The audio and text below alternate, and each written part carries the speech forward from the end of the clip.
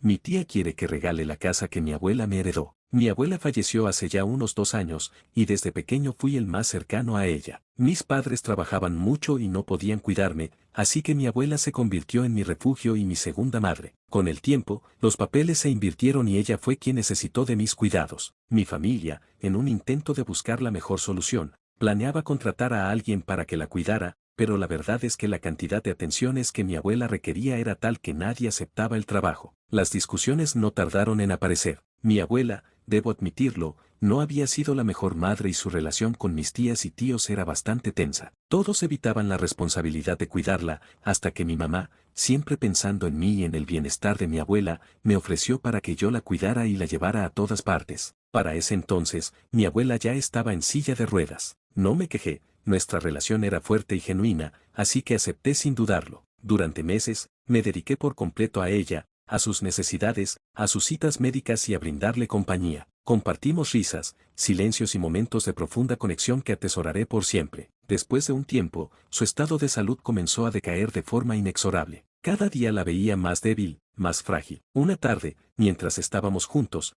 tuvo un paro cardíaco. A pesar de los esfuerzos de los paramédicos, lamentablemente falleció. La noticia fue un golpe devastador para mí, a pesar de que sabía que el final estaba cerca. La casa se sintió vacía, y el silencio, ensordecedor. El funeral llegó, y con él, una multitud de caras que no había visto en mucho tiempo. Familiares lejanos y conocidos aparecieron para dar el pésame, algunos con genuina tristeza, otros con una curiosidad que me resultaba incómoda. Después de los actos fúnebres, llegó el momento más importante, o al menos el más esperado por algunos, la lectura del testamento. Fue una grande y, para mis tías y tíos, horrible manera de enterarse de que yo era el único heredero de la única propiedad de mi abuela. La sorpresa y la indignación eran palpables en sus rostros. Yo, en ese entonces, seguía siendo un adolescente de apenas 15 años, por lo que mi mamá quedó a cargo de la propiedad hasta que yo alcanzara la mayoría de edad y pudiera reclamarla legalmente. Confío ciegamente en mi mamá, ella jamás hizo ni hará nada con la propiedad sin antes consultarlo conmigo,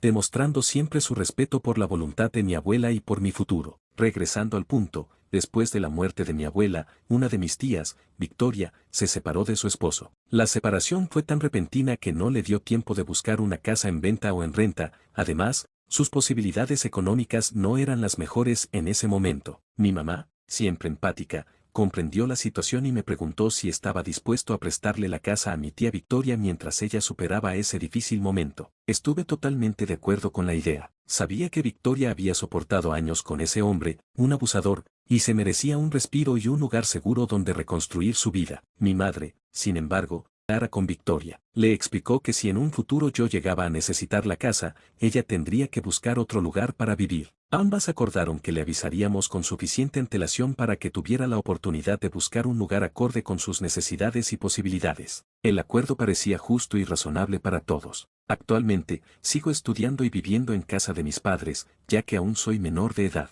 De vez en cuando, ayudo en el negocio de mi madre, una pequeña tienda de abarrotes. En una de esas ocasiones en que estaba trabajando, me encontré con otra de mis tías, Julia, quien no me cae bien en absoluto. Tenemos varios asuntos pendientes desde mi niñez y ha habido muchos problemas entre ella y mi mamá a lo largo de los años. A pesar de mi aversión, tengo que atenderla como a cualquier otro cliente, manteniendo la compostura profesional. Ella llegó junto a una de sus nietas y, después de saludarme de forma forzada, soltó la bomba. Julia, con una sonrisa que no llegaba a sus ojos, me preguntó acerca de mis planes con la casa que mi abuela me había dejado. Le respondí que no estaba seguro de lo que quería hacer con ella, pero que algo era seguro, no me quedaría a vivir en ella, ya que tenía planeado irme a otro lugar lejos de ahí, buscando nuevas oportunidades y un futuro independiente. Le contesté que probablemente la rentaría o la vendería, dependiendo de lo que fuera más conveniente en su momento. En el instante en que dije eso, noté cómo su semblante le cambió por completo. La sonrisa desapareció y juro que la vi realmente enojada,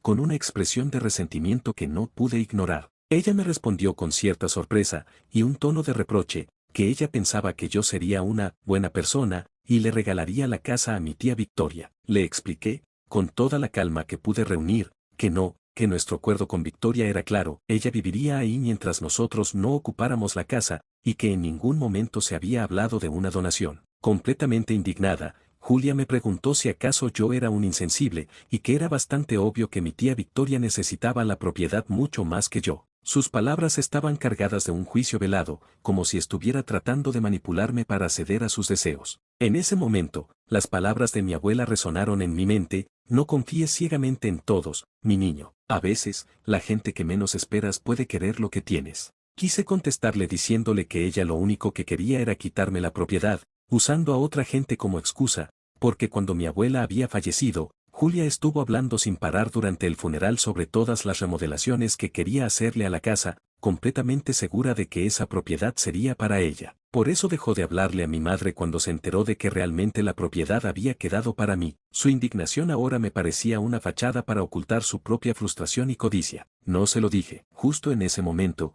su nieta le habló, distrayéndola, y no quería discutir enfrente de una niña que no tenía culpa de las rencillas de los adultos. Julia me ignoró olímpicamente hasta el momento de pagar, donde simplemente tomó sus cosas y se fue sin decir una palabra más. La impotencia y rabia me invadieron. No podía creer la desfachatez de mi tía. Le conté todo a mi hermana mayor, quien es mi confidente y mi apoyo incondicional. Ella, viendo mi frustración, me está ayudando a escribir esto a modo de desahogo, para que pueda poner en orden mis pensamientos y sentimientos. Extra, creo que no se entendió del todo, pero quiero aclarar que mi tía Victoria no es mala conmigo, de hecho, me cae muy bien. Ella es una persona amable y agradecida, y sé que está pasando por un momento difícil. Mi tía Victoria no se lleva bien con mi tía Julia, de hecho, están peleadas desde hace años por viejas rencillas familiares. Por lo tanto, no veo ninguna posibilidad de que ambas estén coludidas en este plan para quitarme la casa. Aún así, la situación me ha hecho reflexionar mucho sobre la importancia de tener todo en regla. Estoy pensando seriamente en tener un contrato legal con mi tía Victoria,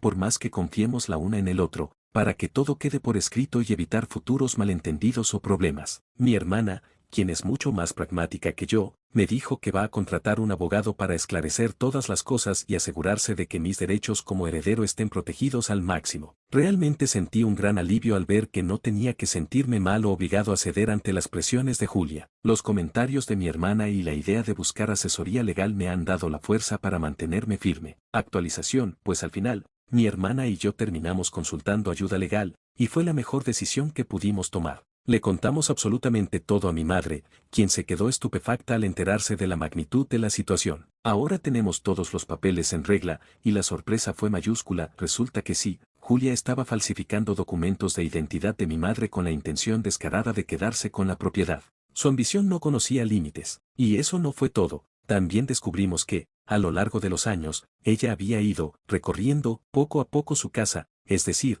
fue apoderándose de terreno que no era suyo y que lindaba con la propiedad de mi abuela. Ahora, Julia tiene que demoler casi la mitad de su casa. Y no le voy a tener compasión ni a dejarle ese gran pedazo de terreno. Aunque yo no vaya a ocupar la casa de inmediato, no le voy a dar ninguna chance ni posibilidad de que me joda. Esta situación me ha enseñado una lección invaluable sobre la importancia de proteger lo que es mío. No voy a vender la propiedad, la voy a rentar, y con lo que genere, podré invertir en mi futuro y en mis planes de irme a vivir lejos de aquí. Mi abuela me dejó un legado, y no permitiré que nadie intente arrebatármelo.